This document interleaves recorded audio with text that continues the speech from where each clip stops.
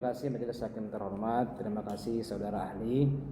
Memang secara pribadi ketika saya mendengar ahli yang akan dihadirkan, karena bagi saya ini suatu reuni bagi saya ketika saya sebagai mahasiswa, bapak sebagai dosen.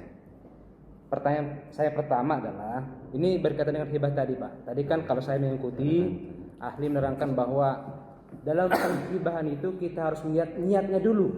Apa sebenarnya niat dari penghibah itu? Nah, kalau misalkan niat daripada si penghibah ini, contohlah anggaplah saya sebagai penghibah, saya menghibahkan kepada ahli sebidang tanah, yang mana ketika saya menghibahkan tanah tersebut akan dipergunakan untuk pembangunan sekolah. Oke. Nah, case-nya saat ini adalah ketika saya yang sebelum itu kemudian atas yang saya hibahkan ini sudah dibuatkan juga surat pernyataan dari saya bahwa saya telah menyatakan tanah yang saya hibahkan itu untuk diperuntukkan untuk sekolah. Kemudian didaftarkan juga di kecamatan bahwa tanah yang saya hibahkan itu diperuntukkan untuk sekolah. Nah, di kemudian hari ahli memperjualkan tanah yang saya hibahkan itu, artinya tidak sesuai dengan peruntukannya lagi.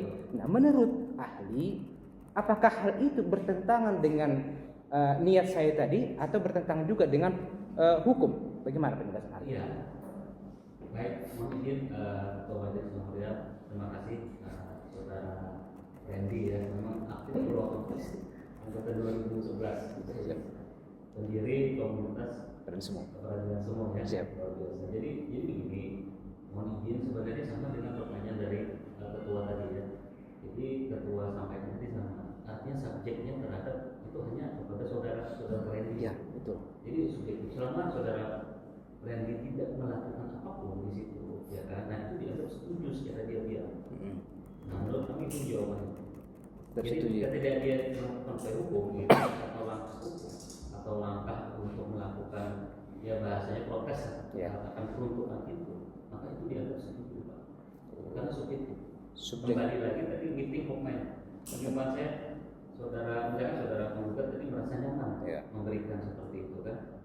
Pada niatnya untuk sekolah dan segala macam. Kalaupun di sini ternyata tidak sesuai lagi ataupun sedikit bergeser dari niat awal, tapi saudara tidak melakukan langkah apapun, itu dianggap setuju. Yang penting si penghibah, tidak keberatan. Ya.